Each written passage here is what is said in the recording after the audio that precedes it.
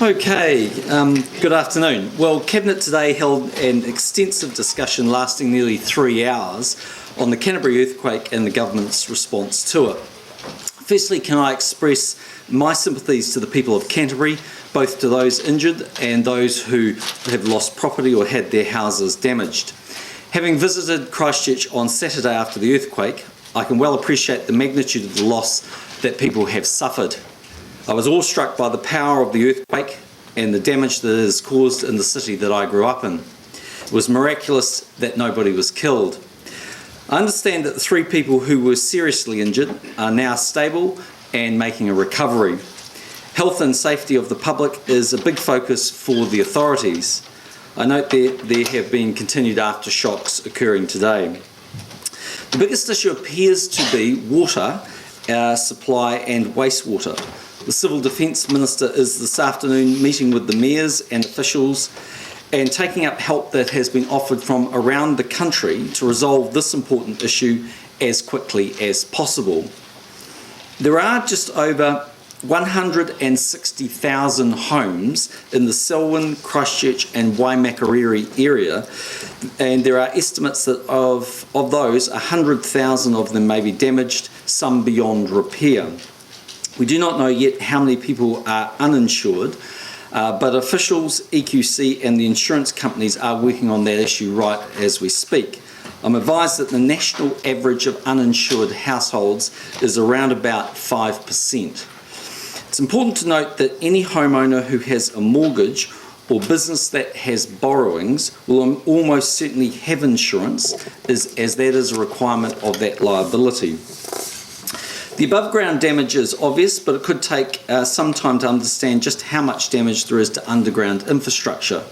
The Ministry of Education is checking all schools in the Christchurch, Selwyn and Waimakariri areas, which have been closed and will be closed until Wednesday to ensure that they are safe for students and teachers to go back to work.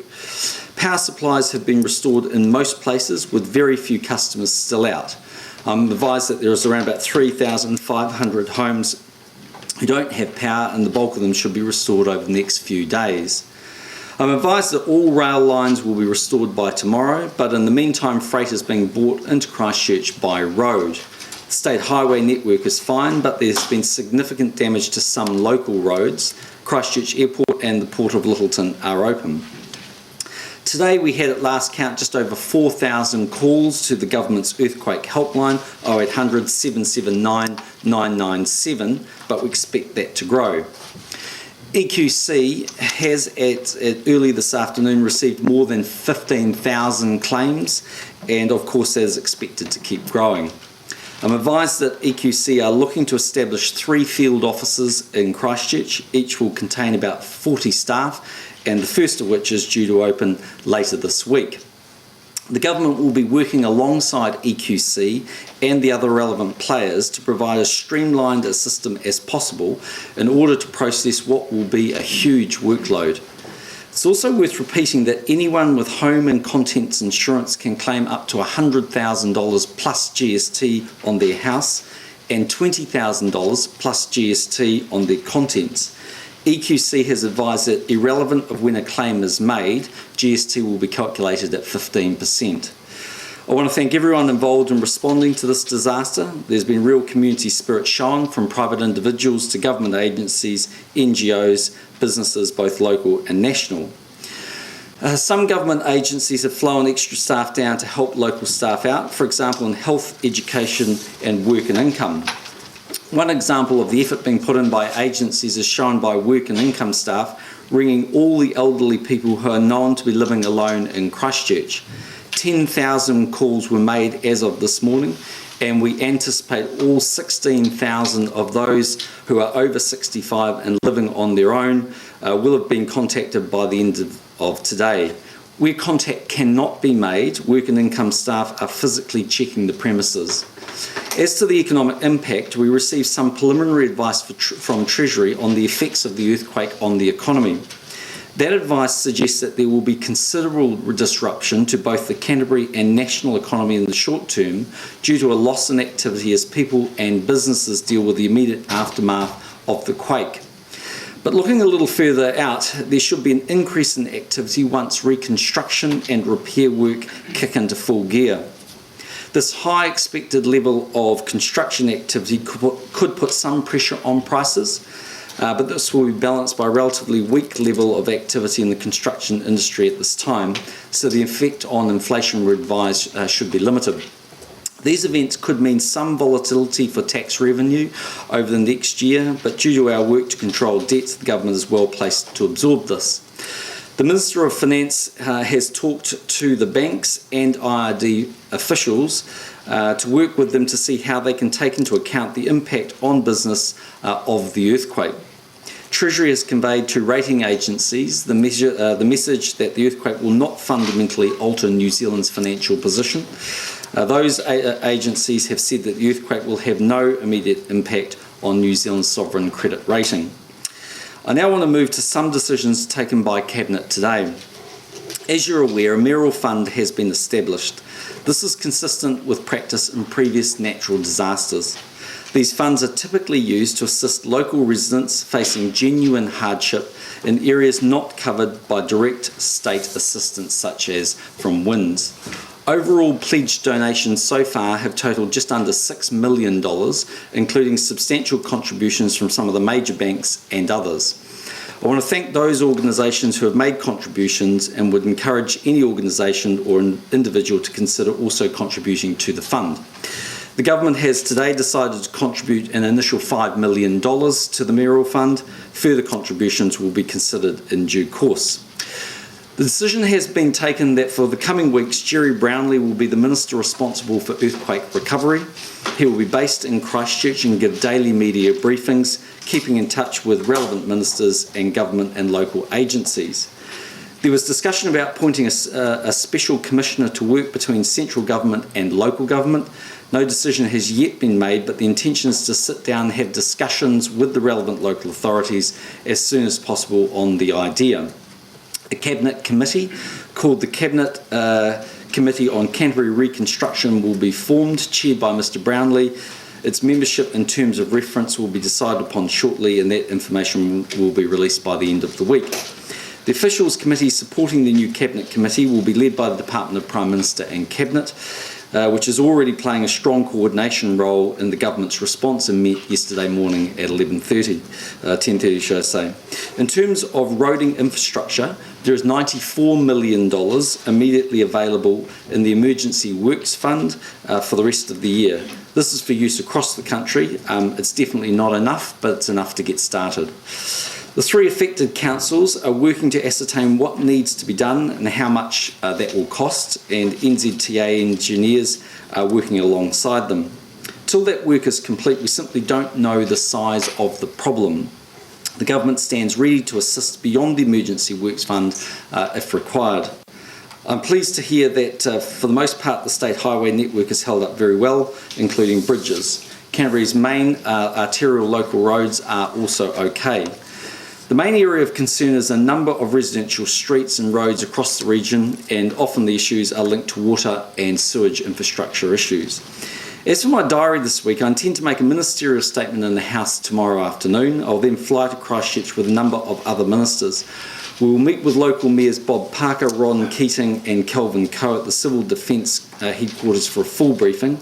That night I will visit the welfare centres that are open around the city. I'll stay the night, and on Wednesday morning I will visit some of the hardest hit rural areas surrounding the city. The final program is still being organised and is subject to change, but we will get a detailed advisory out as soon as we can. We've also received a large number of messages of support and sympathy from foreign governments. I received messages from Prime Minister Julia Gillard, Prime Minister David Cameron, the Prime Ministers of Tonga, Israel and Singapore, and the foreign ministers or officials of the United Nations, Chile, Spain, the European Union and the Netherlands. In addition, both Prince William and Prince Charles have also given us messages of support. A note about my official visit to the United Kingdom and France. At this stage, it's my intention to continue with this and leave on Friday night. By then, I hope to be confident that all the recovery processes will be in place. We will continue to monitor the situation, and we won't go unless we are absolutely confident that based on the best information, it is prudent to do so. While away, I'll be receiving regular briefings and updates and talking to my ministers.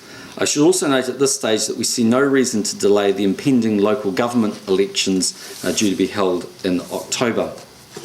I do just want to cover two other quick topics and then take questions that you might have. Firstly, in relation to the Fox Glacier air crash, I'd like to now say a few words about the country's other great tragedy this weekend. The plane crashed at Fox Glacier. This is New Zealand's worst aviation disaster in 17 years. It claimed the lives of 9 people, 5 New Zealand-based and 4 tourists, one each from Australia, Germany, Ireland and England. I'd like to extend my and the government's condolences to the family and friends of the deceased at this deeply sad time. Right now, the Transport Accident Investigation Commission has a team of 4 investigators working on the Fox Glacier site for the next few days. TIAC is making contact with the overseas victims' home countries to invite relevant authorities there to take an interest in the investigation. The Civil Aviation Authority is conducting a parallel compliance investigation and also has 2 investigators on site. Victim support is also working with all the families of the crash victims, both here and overseas. It's likely the wreckage will be removed from the site later this afternoon. TIAC will also start conducting witness interviews today, following on from the interviews the police conducted on behalf of the coroner.